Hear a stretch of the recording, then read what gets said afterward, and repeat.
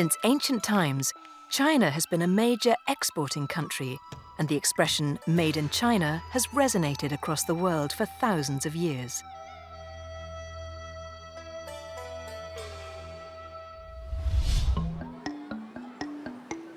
I rarely go shopping, but in the shopping malls of Xi'an, these small workshops for handmade goods really grab my attention. The Chinese have always been great with their hands. Ancient handicrafts were exquisite, enjoyed and sought after by people around the world. And even today, ancient handicrafts still attract young people. They are also very popular for those who want to have a go themselves.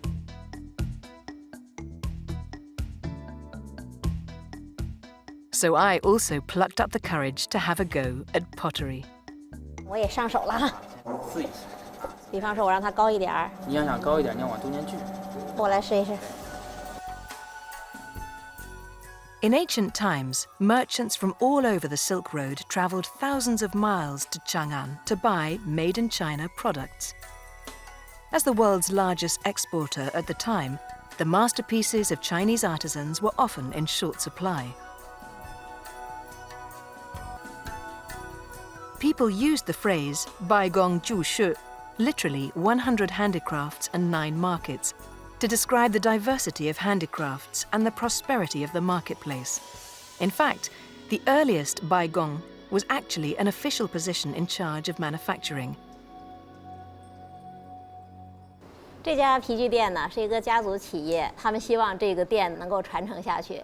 但事实上，在中国古代，这个店是必须传承下去的。为什么呢？因为古代的手工业工作者都有降级，就是你入了这个户籍之后，你就得必须是父传子，子传孙。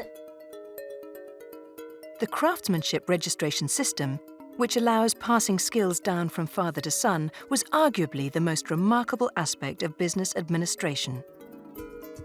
In addition, just like today, artisans in ancient times had to apply for a business license and needed to have their names engraved on their products, guaranteeing quality. Today, I'm here just for the experience of having a go. But back then, craftspeople didn't just do it for fun. Their products were exported across the ocean to ancient Rome. We can still see the foreign trade market from those days in the ancient city of Ostia by the Mediterranean Sea. 这里当年通过海上丝绸之路趸来的大量货物，就是在这儿集散。Unlike China, ancient Rome was the world's largest importer at the time. Grain from the Middle East and North Africa, olive oil from Spain, spices from India, and silk from China were regularly shipped here. So how did these imported goods, which were important for the livelihood of the nation, find their way into the lives of Roman citizens?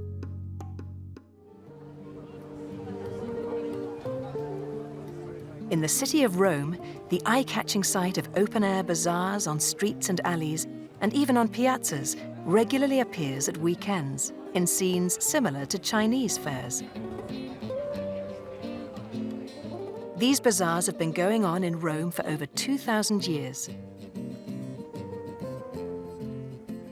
The Flower Market, a famous open-air market in the center of Rome, is a place where I can get a feel of how the ancient Romans administered their businesses. The ancient Roman business administration system was not that complicated. The main purpose of the system was to collect taxes. Common commodities like fruits were subject to tariffs of below 5%, while luxury items like spices and silks, 25%. So it was very simple.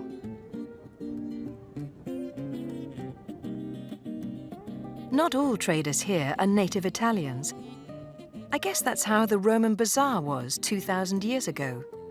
Merchants from different countries created a marvelous international bazaar. That was a salient characteristic of the ancient business administration in Rome: freedom and openness.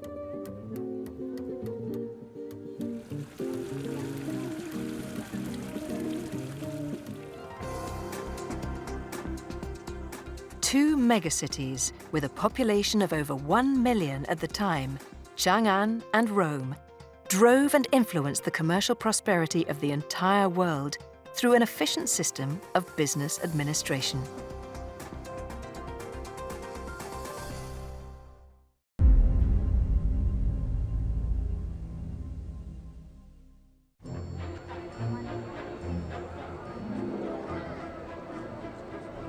In the summertime in Rome, the sun is scorching hot. But fortunately, there are these fountains, both big and small, that generate a refreshing breeze. I found the same symbol on many of the fountains, these 3 little bees. If I'm not wrong, this symbol is a family crest.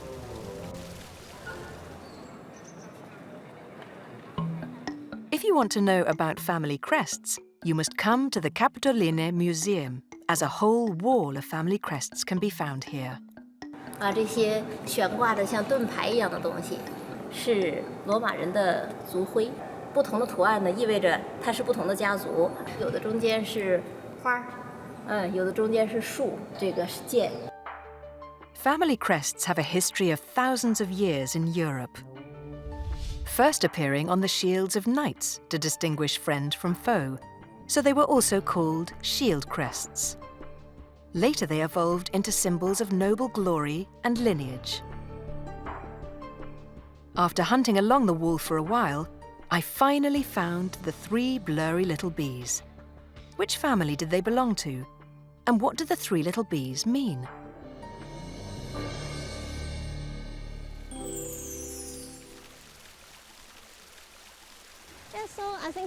Mr. Urbano Barberini, a movie star and household name in Italy, and the owner of these 3 little bees, told me everything. Yeah. Because they are good workers, they work, they produce honey, which is very precious. Yes. And because they love to make connections. The family was very brilliant in connections and they were very good workers. It turns out that the 3 little bees represent hard work and intelligence. The Barberini family, a famous aristocratic family from the Middle Ages in Rome, lay claim to a pope among its members during its heyday. Many of the fountains in the city of Rome were built by the family, and this square is called Piazza Barberini. These families, they wanted not just to become rich, they wanted to leave something which was eternal. Yes. The story of the 3 little bees has given me a deeper understanding of the crest. In fact, the history of ancient Rome is a magnificent story of family and state. The Senate, which exercised state power, was composed of the heads of 300 large families. These families were closely connected with the destiny of the country and went through thick and thin together so that the ancient Roman Empire could develop and grow. The family crest represents the cohesion which continues from generation to generation. If we say that the family crest is the spiritual symbol of Italian family cohesion, then where does Chinese family cohesion come from? In Lantian County, a suburb of Xi'an, there is a large family with a long history, the Liu family. In 1076 AD, the first written covenant in Chinese history was born here. 毛老师，我给你看一个报本啊，这是我们蓝田最古老的历史相关本子。 This book is the answer I've been looking for all along. 这本历史相约它有4个纲领，第一个就是德业相权，第二个是国事相归，第3个是礼守相交，第4个是患难相续。对。 The Liu family covenant is actually a kind of common agreement in ancient Chinese agrarian society. All matters, big or small, matters of national concern or family issues, they all needed to abide by the principles of benevolence, righteousness, propriety, wisdom, and faith.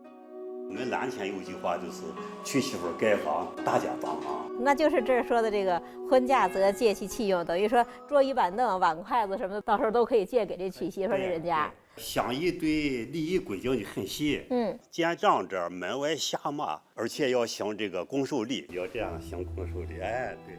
The Confucian ideology of cultivating one's character, aligning one's family, ruling the country and pacifying the world has permeated every family from this covenant, from filial piety and respect for the elderly, to forging good neighborly relations, building a family, creating enterprise and making the country safe.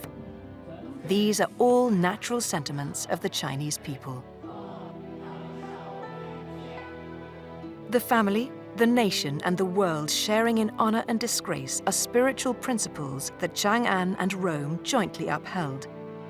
They are the sincerest values pursued by both East and West.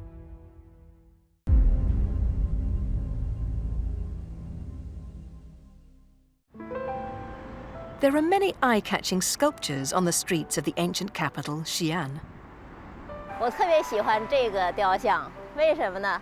因为它没有面目啊，你可以把它想象成任何人，是中国人就会这样行揖让之礼。So does anyone know why Chinese people had to use this method to greet others? And how did this ritual arise? The ritual I want to talk about not only refers to manners, but also to ritual and music. In ancient times, everything from major national events to basic necessities, food, housing and transportation, weddings, funerals, and even the shape and layout of buildings was related to it. Ritual and music was a system for national stability devised by the Chinese ancestors. The statue at the foot of Mount Qishan in Shanxi province is of the man who founded the ritual and music system for the Chinese more than 3,000 years ago. He was the Duke of Zhou. In 1043 BC, shortly after the establishment of the Zhou dynasty, King Wu of Zhou died. His younger brother, the Duke of Zhou, was the regent and assisted the young King Cheng.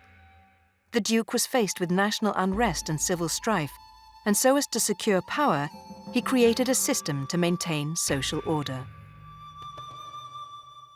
Surprisingly, this system was not a rigid set of rules, but a set of rituals and musical laws that governed the behavior and morality of the people. It cleverly allowed people to consciously maintain social order and ethics in a life replete with ritual. And the act of holding your hands together in greeting is one of the rituals of meeting prescribed in this system. At the Shaanxi History Museum, these bronzes from over 3,000 years ago can show us how the ritual and music system was presented in life at that time. 这个是鼎，鼎在中国礼仪序列里是一个传国重器，然后还有钟，就是这个编钟，钟是乐器，当然也是礼器。In state ceremonies, these important vessels of the state symbolized the ritual system. The rites of Zhou stipulated that different classes of people would use different grades of ritual vessels. 这就是中国的礼的文明，用这种器物的形式，把人分成不同的等级，享受不同的待遇，也履行不同的职责。礼分乐合呀，礼就是把人和人分开的，乐就是把分开的人再和谐到一起，就跟那个音乐一样嘛，乐有五音嘛，但是合起来是一个很美的乐章。周朝礼乐文明就希望达到这样的一个效果，这就是一个和谐的社会。中国人追求就是这个社会。More than 3,000 years have passed. The era of Zhou rituals has also long gone. However, the moral and ethical concepts contained in the ritual and music system and the cultivation of a polite personality have been incorporated into the bloodline to shape the lives of Chinese people for generations.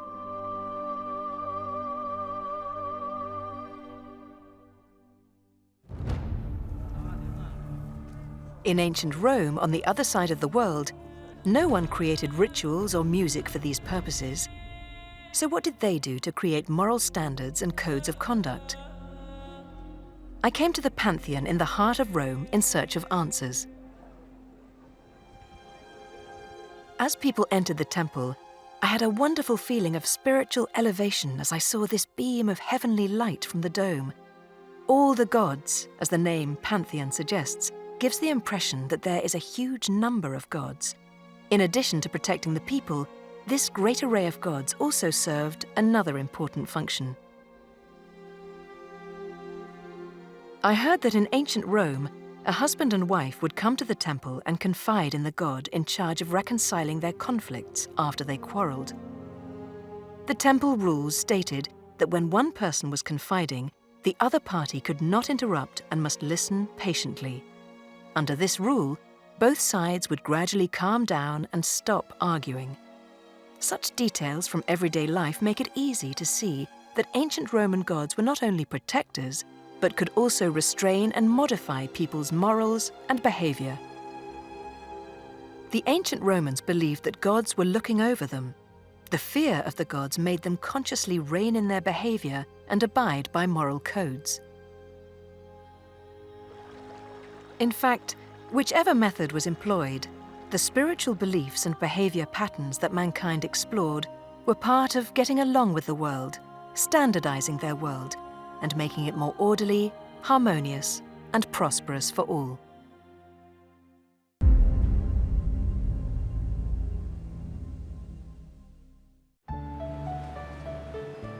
Everyone who comes to Rome can admire the charmingly scenic Tiber Island on the banks of the Tiber River. I'm going to take a trip to the island today to learn all about a little-known snippet of history. Today, the island is a hospital, but back in ancient Roman times, this was an important retirement institution. The first retirement system in the West was indeed pioneered by ancient Romans. But few people know that their first pensions were paid for in blood.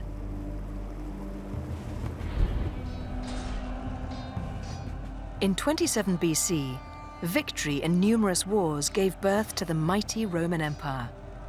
However, along with conquest came a serious problem: large numbers of disabled soldiers and veterans. If these people were not properly assisted and resettled, then no one would ever be willing to go to war again. So this was a matter of morale and military spirit for the newly founded empire.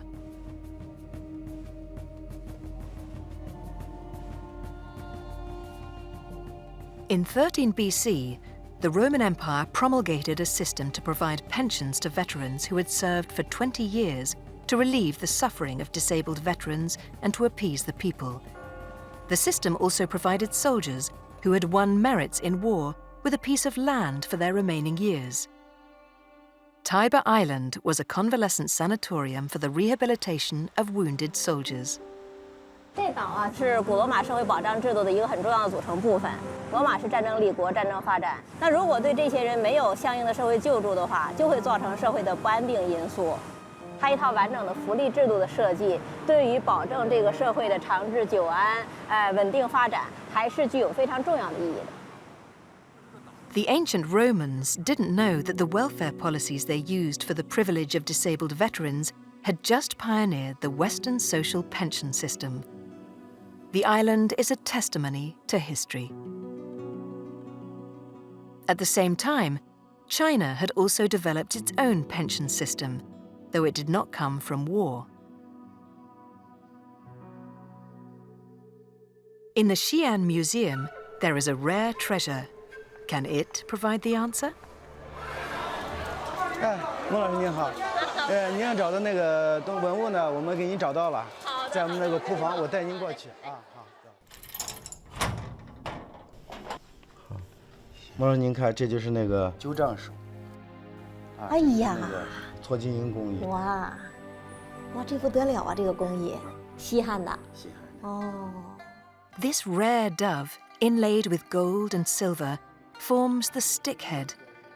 In the Han Dynasty, this special dove stick was called the king's stick and was especially bestowed by the emperor to the very elderly.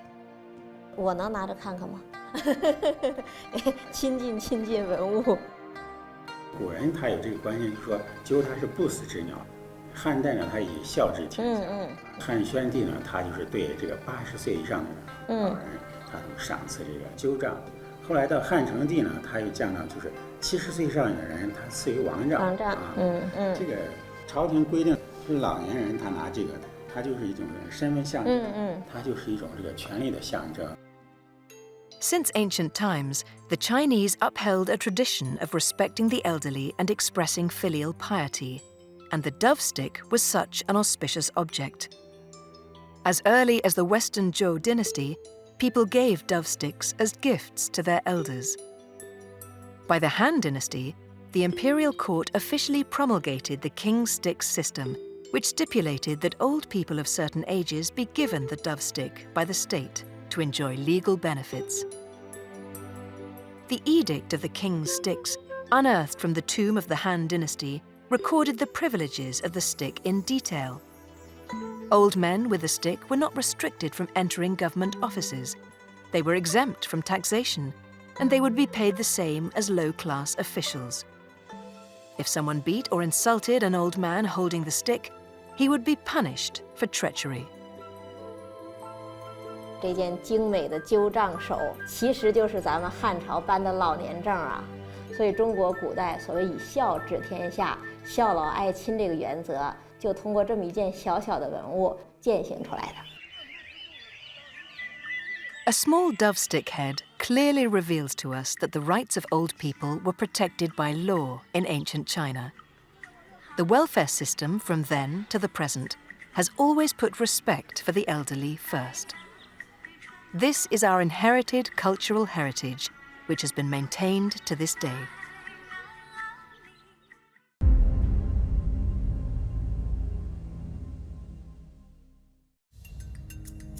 I especially love studying maps.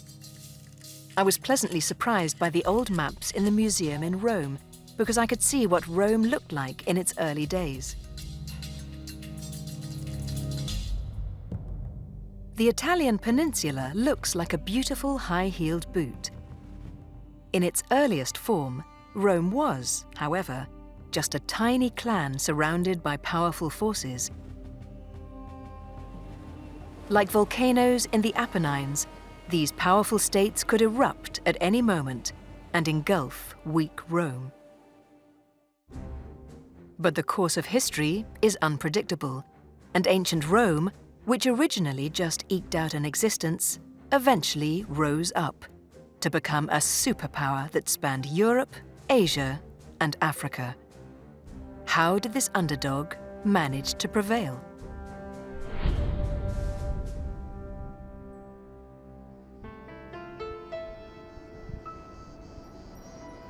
在我身后的这片广场上，就有3座世界上最古老的凯旋门。罗马的天下是打出来的，一座座凯旋门意味着一次又一次的征服。 Whenever one passes under a triumphal arch, one can feel its powerful presence. But in my opinion, this underdog's successful victories were based on more than just force. Looking back at history, we found that in Rome's early days, this small, down-to-earth tribe humbly learned from the culture and systems of ancient Greece. When they lost in war, they knew how to be patient and learned their lessons. While accruing power, they took stock of their situation and built alliances. When their empire became strong, they adopted the provincial system of first conquering and then ruling, forging a whole new system in the West. The best interpretation of the ancient Roman view of the world is a famous saying of Julius Caesar: "I came, I saw, I conquered." In my opinion, ancient Rome always prioritized conquest and overcame difficulties. With a strong belief in this idea, it eventually became dominant in the West.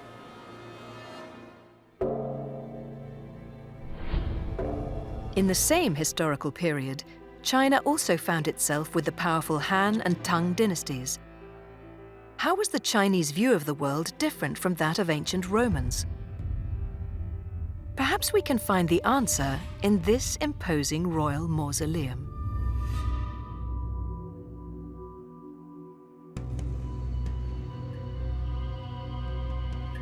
在唐高宗和武则天的陵寝前有61尊这样的诗人像，这是些什么人呢？他们又为什么会来到这里呢？ In 683 AD, the Tang Emperor Gaozong passed away, and friendly neighboring countries sent envoys to attend the funeral. The Tang sculpted this group of statues based on the faces of the ambassadors, recreating this important historical event. Their names can still be seen on these surviving statues. 这是有名字的，这是有名字的，吐火罗。对，吐火罗。吐火罗王子特勒杰达健，哎，吐火罗那是中亚了。Walking past the statues, I felt like I was back in the day when many dignitaries came from abroad. This scene was a testimony to the global influence of the Tang dynasty at the time and is depicted on the tomb frescoes. Among visiting envoys, there were even Romans. 我这次就是来看这幅图的。这里头有咱们长安人，还有罗马人。这是咱东罗马的，就是我要找的这位，鹰钩鼻子，还有这个大翻领，对，还有这3个刻石。这就是一幅当时的国际交流的场景啊。所以您看，这就是大唐心目中的天下呀。The Chinese people's view of the world can be summed up by an ancient saying that goes, "Culture and virtue bring those from afar." More than 1,000 years ago, it was this kind of mentality that created the great Tang dynasty, with envoys, foreign students, and merchants from all over the world gathering in Chang'an.